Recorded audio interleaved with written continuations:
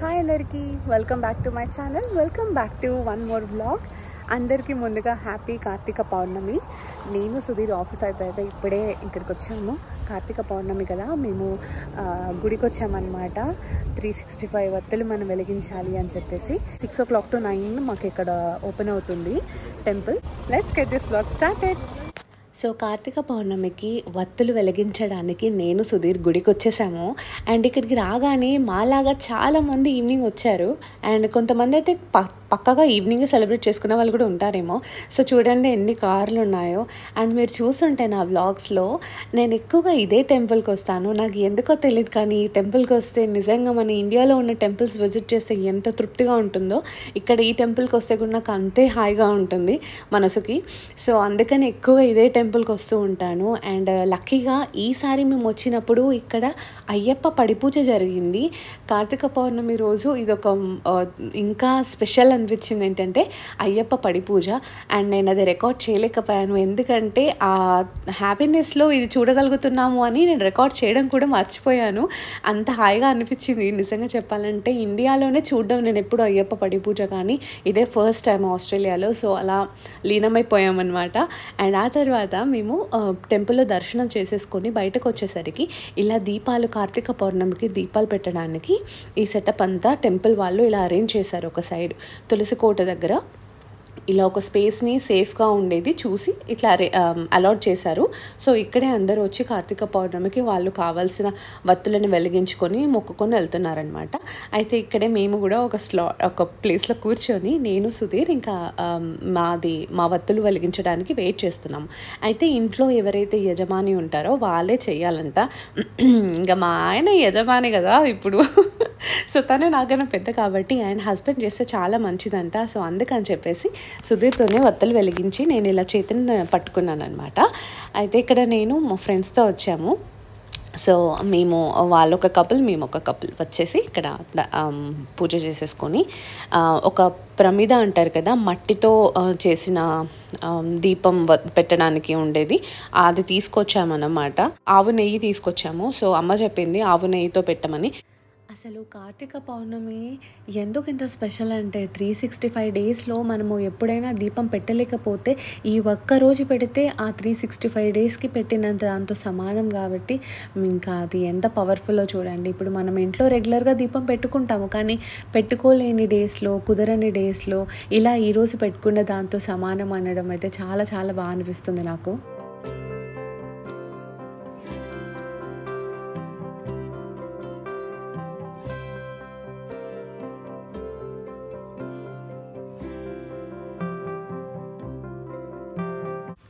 ప్రమిదలో కొంచెం నెయ్యి వేసాము, ఆవు నెయ్యి. పైనుంచి 365 వత్తులు పెట్టి పైన మళ్ళీ కొంచెం నెయ్యి వేసి ఆ పైన కర్పూరాలు పెట్టామన్నమాట.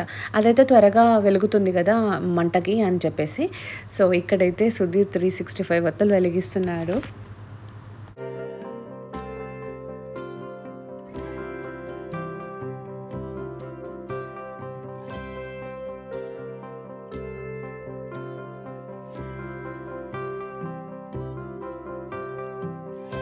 ఈ గుడి నాకు ఎందుకు ఇంత ఇష్టం అంటే ఈ శివలింగం కూడా ఒక కారణం అవ్వచ్చు. ఎందుకంటే ఇక్కడికి వచ్చినప్పుడల్లా అభిషేకం చేయడానికి మంచిగా వీలుంటుంది. కొద్దిగా క్యూ ఉన్నప్పటికీ కూడా పండుగలు అంటే అంతే కదా, అందరూ శివుడికి అభిషేకం చేయాలనే అనుకుంటారు. సో ఇది కూడా నాకు చాలా ప్రశాంతంగా అనిపిస్తుంది మనసుకి ఇలా చేస్తే.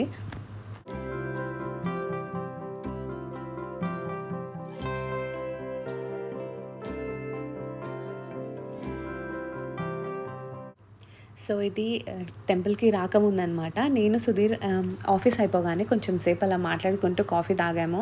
ఒక మంచి hot coffee was like fixing our mood.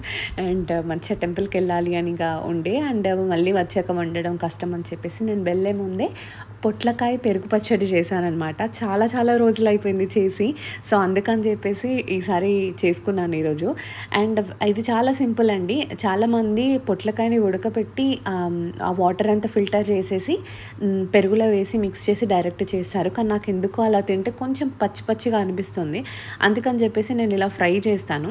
So కొంచెం ఆయిల్ వేసేసుకొని పోపు వేస్తాం కదా, ఆవాలు, జీలకర్ర, కొంచెం కరివేపాకు అండ్ ఒక 4-5 గ్రీన్ చిల్లీస్ వేసుకోవాలి. ఆ తర్వాత ఈ పీసెస్ ఏవైతే ఉంటాయో పొట్లకాయ పొట్టుని మొత్తం పీల్ చేసేసి చాప్ చేసుకోవాలి. మీకు కావాల్సిన సైజులో చాప్ చేసేసి ఇంకా ఈ పోపులో వేసేసుకొని మంచిగా ఫ్రై చేసుకోవాలి. అవి కొంచెం ఫ్రై అవుతున్నప్పుడు దాంట్లో కొంచెం పసుపు కూడా వేసుకోవాలి.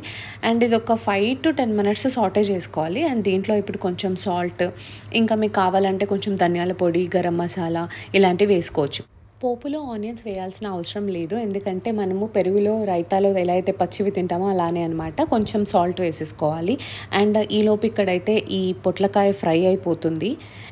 It will take some time, ఎందుకంటే మీకు అర్థమైపోతుంది అది ఉడికిందంటే ఒక పీస్ని ఇలా కట్ చేసి చూస్తే అర్థమైపోతుంది అనమాట. అండ్ ఎప్పుడు రైస్ కుక్కర్లో అలా వండుతాం కదా, ఈరోజు ఎందుకో నాకు స్టవ్ మీద వండాలనిపించింది రైస్. సో అందుకని చెప్పేసి మా ఇద్దరి కోసం అని చెప్పి రైస్ కూడా పెట్టేశాను. అది కూడా ఆల్మోస్ట్ రెడీ అయిపోయింది. అండ్ ఈ లోపు చూసారు కదా ఎంత బాగా ఫ్రై అయిపోయిందో పొట్లకాయ. ఇప్పుడు దీన్ని మనము కొంచెం చల్లారనివ్వాలి, ఎందుకంటే పెరుగులో వేస్తే పెరుగు పగిలిపోతుంది వేడి వేడి వేసినప్పుడు. కర్డ్ వేసుకొని సాల్ట్ ఇవన్నీ వేసుకొని ఈ పోప్ ఏదైతే మనం ఫ్రై చేసుకున్న పొట్లకాయ చల్లారుతుందో అది చల్లారాకే దీంట్లో వేసుకొని మంచిగా మిక్స్ చేసుకోవాలి. కర్డ్ చాలా థిక్గా ఉంటుంది కాబట్టి మీ కన్సిస్టెన్సీకి మీకు నచ్చినంత వాటర్ యాడ్ చేసుకోవాలి. నేను ఇక్కడ ఒక 2 స్పూన్స్, ఇప్పుడు నేను ఏదైతే స్పూన్ పెట్టుకున్నానో దాంట్లో ఎంత వాటర్ పడుతుందో అంత ఒక 2 స్పూన్స్ వాటర్ యాడ్ చేసుకున్నాను అనమాట. నాకు పర్ఫెక్ట్ కన్సిస్టెన్సీ వచ్చింది. అండ్ అంతే, ఇంకా వెరీ సింపుల్గా పొట్లకాయ పెరుగు పచ్చడి అయితే రెడీ అయిపోతుంది. ఇది అన్నం కూడా కొంచెం మరీ వేడివేడిగా ఉన్నప్పుడు టేస్ట్ అంతగా ఉండదు, కానీ కొంచెం వామ్ రైస్లో ఈ పెరుగు పచ్చడి తింటే ఎంత బాగుంటుందంటే టేస్ట్ అసలు యూ మస్ట్ ట్రై. అండ్ నాకు ట్రై చేస్తే కనుక చెప్పండి మీకు ఎలా వచ్చిందో, ఓకేనా? ఇప్పుడే గుడికెళ్ళేసి వచ్చేసాము. అండ్ మళ్ళొకసారి మీ అందరికీ కూడా happy Karthika Pournami. I'll see you all again in the next one. Until then, like, share and subscribe మర్చిపోకండి. బాయ్.